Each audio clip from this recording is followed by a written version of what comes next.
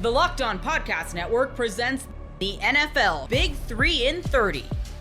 The three biggest stories in the NFL from our local experts at the Locked On Podcast Network. We bring you the real story, why it matters, what's next, who wins the big game, and more, all in 30 minutes. The NFL Big 3 in 30 starts now with the biggest story in the NFL. The Green Bay Packers just made the most monumental trade in franchise history. You are Locked On Packers, your daily Green Bay Packers podcast. I cannot believe he did it. I cannot believe Brian Gutekunst did, even though I had heard the whispers. The people that I talked to were like, there's real smoke here, even though no one would go so far as to confirm it. And I knew Green Bay was interested.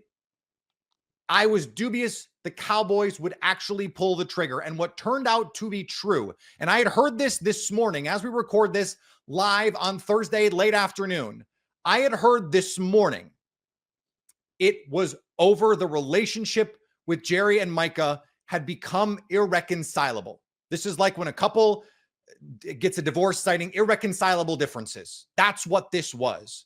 And they had their handshake agreement and it got ugly from there in a lot of different ways. And so now you're talking about Micah Parsons on the Green Bay Packers. It's 2 first-round picks, which we knew bare minimum that was the starting point. It was going to have to be 2 first-round picks. I'm still in shock that this happened, but 2 first-round picks and Kenny Clark. Now, Kenny Clark has been a very good player for a long time. He was not a very good player last year, and I don't think the Packers were going to roster Kenny Clark beyond this season. So to get off of a player you are probably going to cut in 6 months' time, really what you're doing is you're giving up this season of Kenny Clark and 2 first-round picks for a 26-year-old who this year, as soon as this year, could be the best defensive player in football and had a case in previous seasons that he was the best defensive player in football. I will give you the statistic again because it blows my mind. When Micah Parsons was on the field for the Dallas Cowboys, their defense was number 1 in EPA per play. When he was off it, it was a bottom 5 defense. This is a guy who has already been an All-Pro 3 times in his career. He was a rookie in 2021. And he's already been an All-Pro 3 times. He is the best defensive player the Packers have had since peak Charles Woodson. Since Defensive Player of the Year 2009, Charles Woodson. And he's the best pass rusher. All due respect to Clay Matthews, who was a terrific player and went through stretches where you go, could he be the Defensive Player of the Year? Respectfully to the Claymaker, he was never this level of defensive player. Never. And so you add a 26-year-old in his prime, who maybe not even in his prime, maybe has levels to go. And you're doing that for 2 first-round picks and a player you did not want to roster beyond this year. Now, we'll talk about, some of the intricacies of this. And the money is a lot. They went well above the market. Like Myles Garrett got 40. Myles Garrett's also 29 years old. 4 years, 100. 4 years, $188 million. That is a whole lot of scratch. But guess what? Who cares? Like, we were going to talk on this show today about, hey, if you trade for Micah Parsons, you may not be able to pay some of the other players on your roster moving forward. But we would be talking about players like Kenny Clark. By the way, they saved $10 million on the cap this year by moving on. Elton Jenkins, who they were probably already going to move on from. and maybe a receiver like Jayden Reed. We're not even going to get to talk today about Jayden Reed and the reported Jones fracture. By the way, I don't believe he actually has a Jones fracture because there's just no way one of the top orthopedists in the world was going to let him practice 3 weeks after a Jones fracture. That's neither here nor there. That doesn't matter. That's a conversation for another day because Micah Parsons is a Green Bay Packer. I can't believe it. I can believe it, but I can't believe it. And what are those mouth-breathing, knuckle-dragging idiots who have always said Brian Gutekunst doesn't want to win? What are they going to say now? The absolute morons who said, oh, Brian Gutekunst, scared to compete, would never. He would never do it. Never? Never? You sure? You sure? Never say never. Never say never, because Micah Parsons is a member of the Green Bay Packers. And remember a week to 10 days ago when I said acquiring a player like Micah Parsons more than Trey Hendrickson fits the way the Packers view talent acquisition, because Brian Gutekunst paid top of market for Aaron Rodgers twice and then paid the top of the market for Jordan Love. He paid at the top of the market for David Bakhtiari. He paid at the top of the market for Jair Alexander. He paid near the top, I think at the time, the top of the market for Xavier McKinney. And was willing eventually to pay at the top of the market for Devontae Adams. That relationship had just gone south. And don't say Ed Policy. I don't want to hear Ed Policy. This has nothing to do with Ed Policy. Brian Gutekunst had an opportunity. If he hadn't had an opportunity a year ago with Mark Murphy to trade for Micah Parsons, he would have done it. But we were on the squad show yesterday talking about what does urgency mean? What does we want to compete for championship means? And I remember right after Brian Gutekunst said that, when he said, hey, we have to change our aperture here. We have to start looking at this a little bit different. It's time to start competing for championships. I said, okay, Brian Gutekunst, what does that mean for you? You want to send that message to the building? You want to get the players in the right frame of mind. You want to get the coaches in the right frame of mind. All that is real and true. But what does that mean for you, Brian Gutekunst? And then he goes out and he signs Nate Hobbs and Aaron Banks. Again, all due respect to those players, they're not Micah Parsons. They're not pushing their chips into the middle of the table. They're not splashing the pot. And the reason you don't do it for Trey Hendrickson is because, well, he's on the wrong side of 30. Micah Parsons is 26 years old. If you wanted to care about the timeline, I don't, but if you wanted to, this is a player who can help the Packers go compete for a Super Bowl for the next half decade, who has a chance to be the best player on the field every single time he steps on it, who, if he can play week one, and we'll see, right? If he can play week one, we'll have an easy case to be the best player on the field. Week two, and by the way, you don't think he's going to be motivated as hell to play the Cowboys in the first month of the season? You guys, this if you told me a week ago, would you trade 2 first-round picks and Kenny Clark for Micah Parsons? I would have said absolutely yes. Absolutely no doubt about it, yes. And here they are. I thought it was going to be 2 firsts, a pick, a player. And I'm a little surprised, frankly, that this was the best they could do. Now, maybe what ended up happening was this was the most he could get. The Packers were willing to pay the most money. Almost $50 million a year. Almost quarterback money. But if you're going to give that money out, and I know that will be some people saying it's too much money. There is not a one player at one position who affects the game the way an elite pass rusher does. There just isn't. Because they change, like pass rush and coverage, I believe are about even. I think coverage is a little bit more impactful than pass rush. But one pass rusher is so much more impactful than one corner because you can just not throw at the one corner. You can throw at the other guy. You can't do that with Micah Parsons. You have to know where he is every single play. And you know who is going to scheme up some absolutely bonkers you-know-what stuff for Micah Parsons, lined up, mugging the A-gap. Oh my God, I just remembered it's Micah Parsons and Edgerrin Cooper in the same linebacker room. They could run double A-gap mug pressures with Micah Parsons and Edgerrin Cooper. I may need to lie down. I'm getting the vapors. What are we doing? What year is it? Where am I? Micah Parsons is a Green Bay Packer. Most people can't name all their financial accounts or even what they're worth, whether it's a 401k or properties or investments. And when you don't have the full picture, you can end up leaving money on the table. That's why there is Monarch Money. It's an all-in-one personal finance tool that brings your entire financial life together in one clean, easy-to-use interface on your laptop or your phone. Monarch does the heavy lifting for you. You can link all your accounts in minutes, see clear data visuals, get smart categorization of your spending, and finally feel in control of your money without ever touching a spreadsheet. I linked all my accounts to Monarch and immediately spotted a few subscriptions I wasn't even using.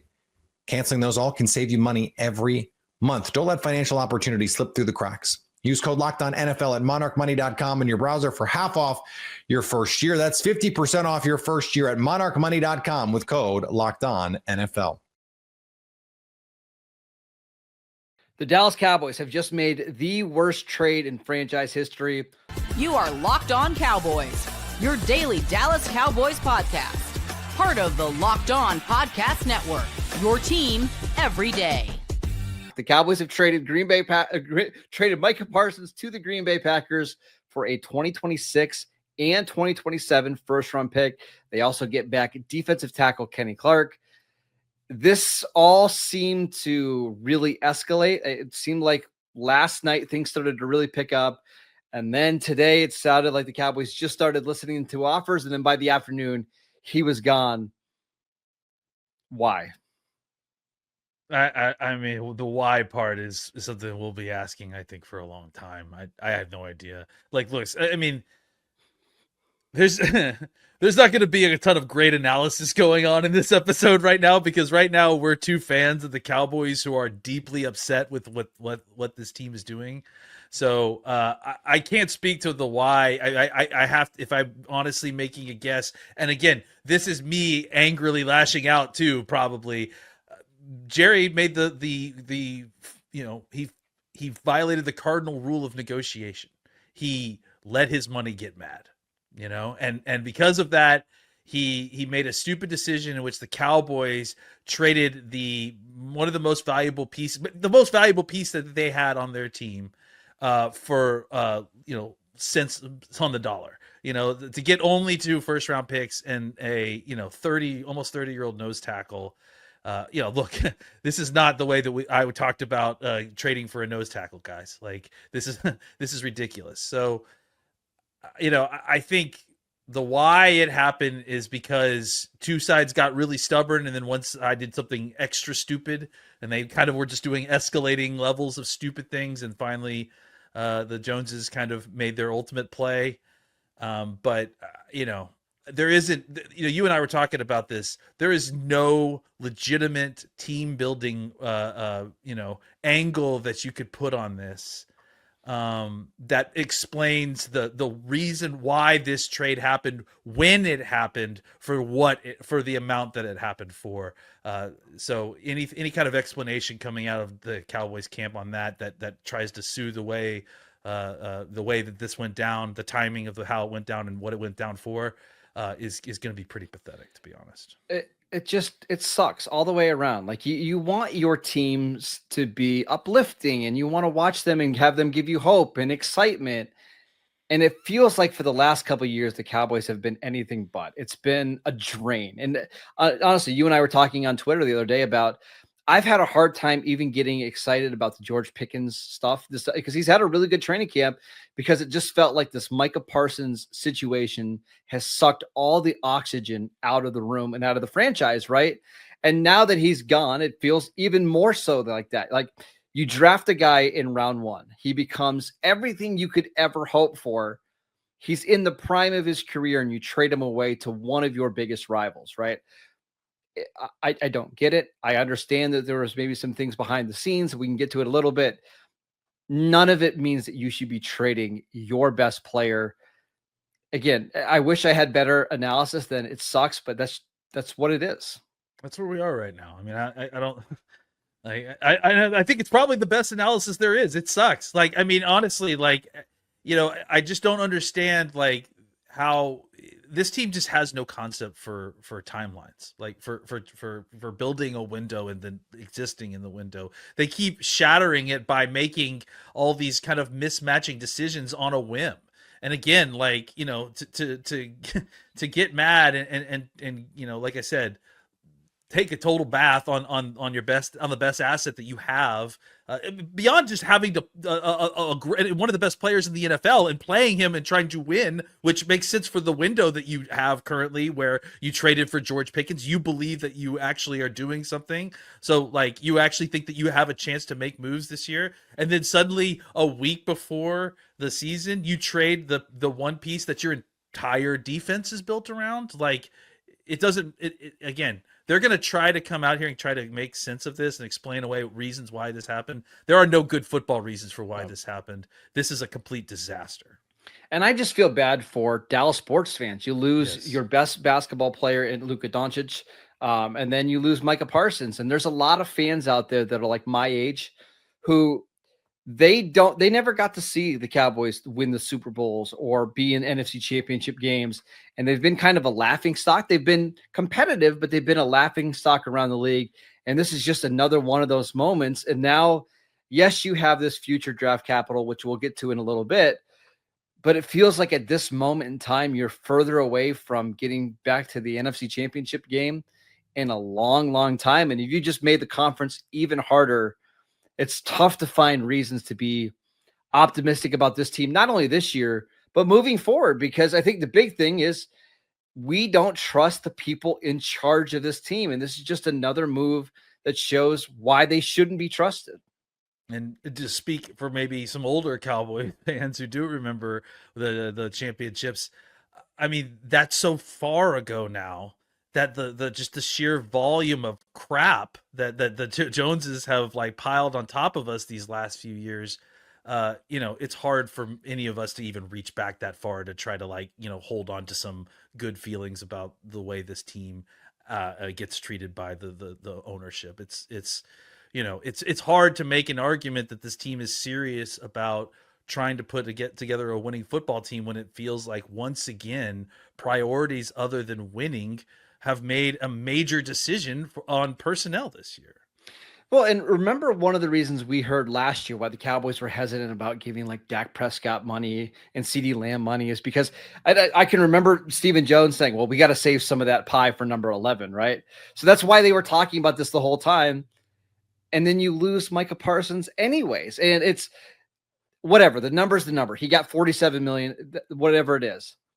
You don't let your best players go. You cut around the edges. You trim off some of the fat in other places. You keep your best players in the prime of their career. It's just a total mismanagement of assets, the cap, and how to build a franchise here. I couldn't be more frustrated with how the Cowboys are operating right now. Yeah, it's and I don't know how to feel for the players too. I'm sure they all have their own opinions on this, but I mean, there's just I can't believe Trayvon Diggs is going to be playing before Micah Parsons for the Cowboys. It's totally nuts. It's crazy to me that like the vibes couldn't everything was seemingly so great just months ago. Everything felt so good. And all they had to do was get through this one situation, which was a complete no-brainer. And now they've taken a sledgehammer to the whole season. Like, I mean, maybe they come back and fix this or whatever, but I mean, it's hard to believe that they will. No, you can't do it. The season's done. We'll get to it in a little bit, but like, there's going to be things to watch, but our friends at FanDuel, I looked at the odds today. Like the Cowboys went from like 40-1, 50-1 to win the Super Bowl. They're down to like 60, 65-1. Like this is not a Super Bowl contender. And frankly, it's probably not even a playoff contender anymore. Like losing your best player in defense has just sucked all of the hope out of this team for this year. Yeah. It's, It's terrible. It's upsetting. That's the only way I can put it right now. The NFL season is almost here, and FanDuel is making sure you're ready for kickoff with a can't-miss offer. Right now, new customers can bet $5, and if your bet wins, you'll get $300 in bonus bets to use across the app. Perhaps you believe the Packers are going to win the Super Bowl. Odds are shorter today than they were yesterday, I'll tell you that. I think I got them at 25-1. Are you ready to play? Download the FanDuel app now by visiting FanDuel.com to get started. That's FanDuel.com to place your first $5 bet. You are Locked On Browns, your daily Cleveland Browns podcast. So the Browns kept the 3 quarterbacks that we thought they would after trading Kenny Pickett earlier this week. So the resolution from this is that you end up with Joe Flacco, Dillon Gabriel, and Shedeur Sanders on the active roster. And Kevin Stefanski told us straight up on Tuesday that Dillon Gabriel will be the team's number 2 quarterback. So we now know that about this team. Dillon will be the number 2. That's not a surprise. It's the least surprising really news or announcement ever of who the number 2 quarterback is. I get that we had to ask, but I think we all kind of assumed everyone would just kind of move up a spot. Like this we all know the conversations that have been happening around this conversation, around this quarterback room, around this team since the start of training camp. You know, Shedeur not getting certain reps, Dillon Gabriel getting more reps in certain groups and whatever. So we know it's been a thing. But every step of the way, the Browns have signaled to us that Dillon Gabriel was ahead of Shedeur Sanders. So by nature of them moving on from Kenny Pickett, it was assumed that Dillon would step up into the number 2, the primary backup role, and Shedeur Sanders would be your number 3 quarterback on this roster. And that is how things are going to be set up right now. I talked about it yesterday, but like Gabriel's performance and even Shedeur's performance made the decision to move on from Pickett easier. And that was something that Kevin Stefanski talked about, just like how proud they were of, you know, each rookie, Gabriel and Sanders, making the most of the reps that they had and, you know, trying to sort of prove themselves, and that they, you know, they clearly felt along this process that they've grown in some good ways and some positive ways and taken some steps. And you don't trade Kenny Pickett if you don't feel good about the state of that group and the 2 rookies that you have, especially, by the way, on the heels of doing this exact same thing 2 years ago, where you had DTR in the building as a 5th-round pick, and he had a really good preseason, and you kind of felt good about him. And so you traded Josh Dobbs, who was your primary backup, and then the second Deshaun Watson got hurt with the shoulder injury, or the first shoulder injury, or whatever you want to call it. He gets thrown in there. It doesn't look, you know, great. And you sort of start to realize like maybe our quarterback room isn't as strong as we thought with DTR. And that's what led to Joe Flacco being part of their equation in 2023 anyway, because you got late in the season. So many guys were injured. You needed options. So you signed Joe Flacco off the street, and the rest is history. But for them to have that experience from 2 years ago and then come back out, 2 years later and decide, you know what? We have to, we have to do this again. Or we're not that we have to, but we're willing to do this again and take a little bit of a risk, understanding that we're keeping 2 rookies as the backups to our veteran quarterback. Like that takes, it takes some sort of, again, it's a risk. Like it's a little bit of something that you got to work through, and it takes some pride to sort of do something like that. You got to have confidence in the guys that you're keeping. And I think obviously the Browns feel that way if this is the plan that they decided to run with, in banking on these 2 rookies to make up the rest of the room behind Joe Flacco, at least for the time being, and move on from Kenny Pickett. So yeah, like it's not surprising. That's how the room's going to be for now. Obviously, when the time comes, because I think we all understand, I am not banking on Joe Flacco playing 17 games this season. And because of that, at some point they're going to pivot to these rookies. It's a matter of when, not necessarily if, in my mind. And I'd rather, if the season's going to go up in flames, I'd rather see the rookies play and show sort of what they can bring to the table, what they can do, and give yourself an opportunity to essentially, evaluate these guys a little bit better. And so as expected, it would be Gabriel who gets that first nod at some point later in the year. Shedeur would be after him. I'm envisioning that both guys play at some point. But they'll continue to evaluate them behind the scenes. And then it's going to come down to like when they get on the field, what things look like, what the process looks like, how they play. Same things that mattered in in training camp in the preseason.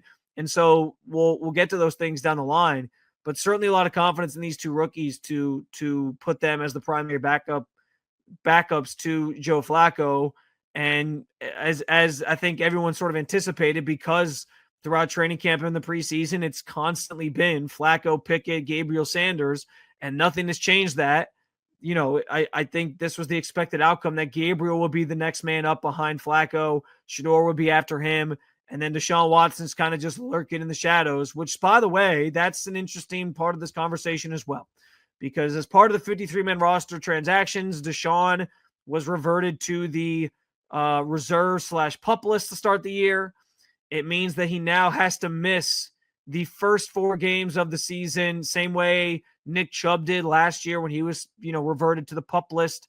And this is one of the more fascinating parts of this Browns roster and quarterback room now, moving forward with Kenny Pickett out of the picture and just the 3 guys here, is what happens with Deshaun Watson.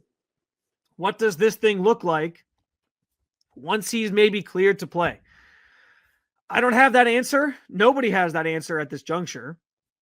I thought it was interesting. Kevin Stefanski was asked on Tuesday about whether or not Deshaun Watson's timetable played a role in them deciding, we're going to move on from Kenny Pickett and was part of that trade decision. He basically just, he avoided the question by just focusing on Deshaun and talking about how great he's doing in his rehab and all these different things. And so that's a classic Kevin Stefanski political tactic. I expect nothing less, excuse me. But I don't, how they handle this when he gets cleared is going to be interesting, because so we don't have to think about this for the first 4 weeks. This goes to the back burner now for these first 4 weeks, because he's not going to be able to play. But after that, there's then a 5-week window that opens up where where he can return to practice. And then the Browns have to decide whether or not they're going to activate him. If they don't activate him, he reverts back to the pup list and his season is over. What happens when he gets to a point where he's cleared? If he gets to a point where he's cleared, will the team doctors clear him? Will he get second opinions from other doctors on where he's at and whether or not he should be cleared? And what does that mean in terms of the NFLPA? Could there be a dispute there if the Browns are trying to avoid playing him this year, which I do think is the goal? They drafted 2 quarterbacks. They had 4 here. We thought they were going to keep 4 up until the Raiders lost Aiden O'Connell. I don't know. This team, this could go in a number of directions. This team could do anything. It's the Cleveland Browns, of course, but Kevin Stefanski, I think, is going to be dreading once these first 4 weeks are out of the way and he gets asked on a weekly basis, what about Deshaun? Where is he at? Is he going to return soon? Is he return to the practice field? How is he continuing to recover? He's just going to keep answering it the same way. He's going to get asked about it every single day, and we'll have to sort of wait and see what happens. But just because they don't have 4 quarterbacks right now doesn't mean they won't have 4 quarterbacks later. And that's one of the more interesting things about this setup right now, is that Deshaun is still here. And Deshaun is recovering, yes, but that timetable could be something where he's back on the field at some point. And when does that happen? What does it look like? Everyone keeps asking me, do you think he's going to play? And my gut feeling tells me no. But can I ever say never with the Cleveland Browns of all teams? Look at the quarterbacks that have played the last 2 years for this organization. It's been a carousel of guys, 5 guys in 2023, 4 guys last year. You just never know with this team. So for me to rule out the possibility that Deshaun plays entirely would just be ill-advised by me, because with this franchise, anything can happen. It's going to be something we're constantly monitoring. But for now, it's Joe Flacco, it's Dillon Gabriel, it's Shedeur Sanders, just as it was drawn up, just as it was sort of showcased throughout most of training camp, that was going to be the order of these quarterbacks, with Kenny Pickett obviously initially squeezed in there, but now that ship has sailed.